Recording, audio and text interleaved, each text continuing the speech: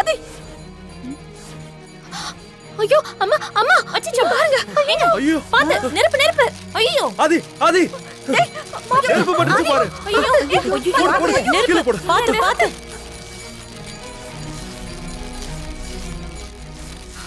ஐயோ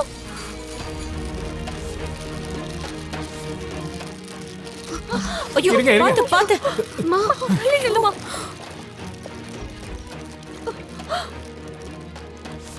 ஐயோ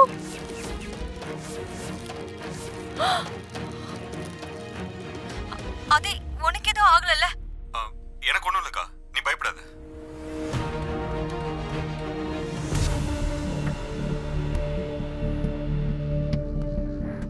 என்னது கல்யாணம் ஆக போற நேரத்துல இப்படி நடந்துருச்சே? என்னப்பா கொஞ்சம் பார்த்து இருக்க கூடாதா? உடம்புல ஏதாவது ஆயிருக்காம் பாரு. வேணா டாக்டரை பார்த்துட்டு வந்துடலாமா? இல்ல இல்ல, நான் நல்லா தான் இருக்கேன். கடவுளே, என்ன இது?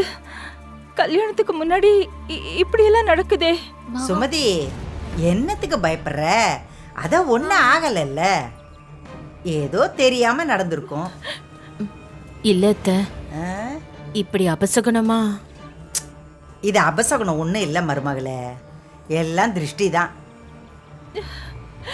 ஊரு கண்ணே பொண்ணு மாப்பிள்ளை மேலதான் பட்டிருக்கோம். இந்த கல்யாணம் முடிஞ்சதும் பெரிய பூசணிக்காயா வாங்கி உடைச்சிட்டா எல்லாம் சரியா போயிடும். யாரும் எதுவும் நினைக்க வேண்டாம். இல்ல, மீனாட்சி விளக்கேற்றும் போது எல்லாம் சரியா தான் இருந்துச்சு. ஆனா அவர் ஏத்தின 2 விளக்குமே அணைஞ்சிருச்சு.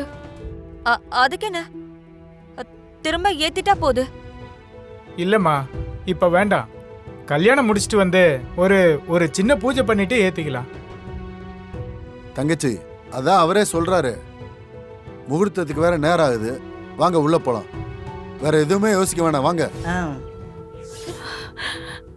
தங்கச்சி, நீ எதுவும் வருத்தப்படாதம்மா. நல்ல காரியம் நடக்கிறப்ப இப்படி சின்ன சின்ன விஷயம் நடக்கும். அம்மா சொன்ன மாதிரி கல்யாணம் முடிஞ்சு திருஷ்டி கழிச்சுக்கலாம்.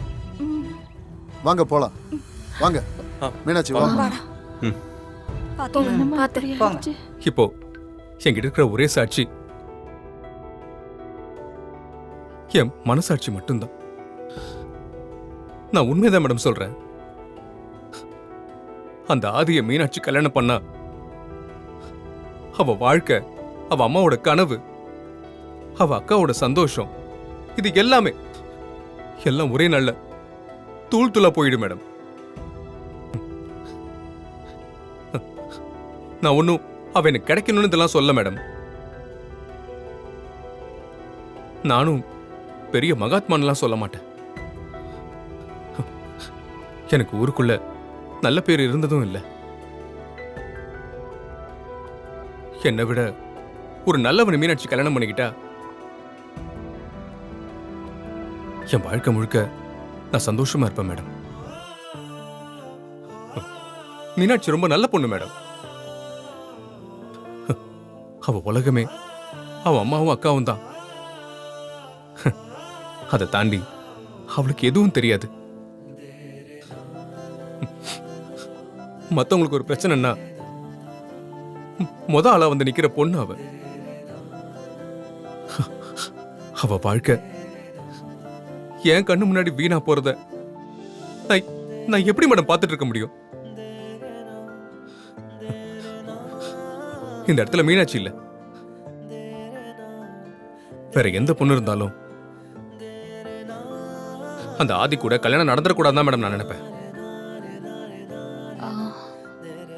சரி, இதெல்லாம் நீ மீனாட்சி கிட்ட சொன்னியா?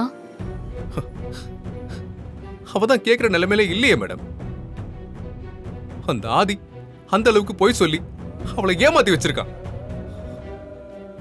என்னை பத்தி தப்பான ஒரு பிம்பத்தை அவகிட்ட கிரியேட் பண்ணிட்டான்.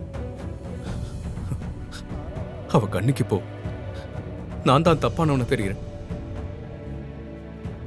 மேடம், நீங்க கூட சொன்னீங்கல்ல, ஆசைப்பட்ட பொண்ணு கிடைக்கலனா கூட அவ வாழ்க்கை நல்லா இருக்கணும்னு நினைக்கிறதா உண்மையான காதல்னு. நானும் அப்படித்தான் நினைக்கிறேன் மேடம். அவ என்ன விரும்பலனாலும் பரவாயில்ல, ஆனா அவ நல்லா இருக்கணும். அவளை கல்யாணம் பண்ணிக்கிறவன் அவளை சந்தோஷமா பார்த்துக்கணும். அது மட்டும்தான் இப்போ எனக்குள்ள ஓடிக்கிட்டே இருக்கு. ஆனா இந்த ஆதி அவ லைஃபையே அழிச்சிருவான் மேடம்.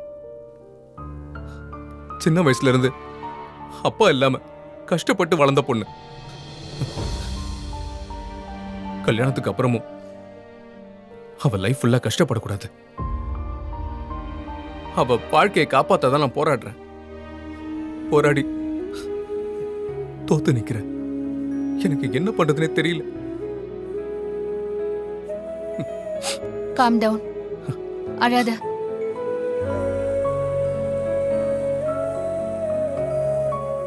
நீ சொல்றதுல எந்த அளவுக்கு உண்மை இருக்குன்னு எனக்கு தெரியல ஜீவா. ஆனா அந்த ஆதி மீனாட்சிக்கு சரியானவன் இல்லைன்னு எனக்கு தோணுது. எவன் ஒருத்தன் தான் விரும்பின பொண்ணுக்காக கண்ணீர் சிந்துறானோ அவன் கண்டிப்பா அவளை நல்லா பார்த்துப்பான்னு நான் நம்புறேன்.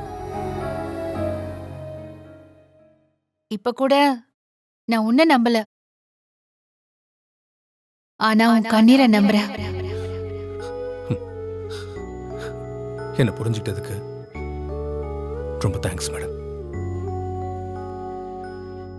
இந்த கல்யாணம் நடந்தா அந்த பொண்ணோட லைஃப் நல்லா இருக்காதுன்னு தான் எனக்கு தோணுது. இதை தடுக்க நீ என்ன முடிவெடுத்தாலும் நான் உனக்கு ஹெல்ப் பண்றேன். இதுக்கு மேல என்ன மேடம் பண்ண முடியும்? இன்னும் கொஞ்ச நேரத்துல கல்யாணம் நடக்க போகுது. மீனாட்சி நான் சொல்றதை புரிஞ்சுக்கல.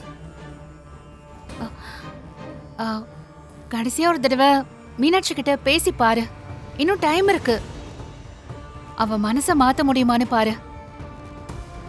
அதுவும் நடக்கலனா அதுக்கப்புறம் என்ன செய்யறதுன்னு யோசிக்கலாம். ம்?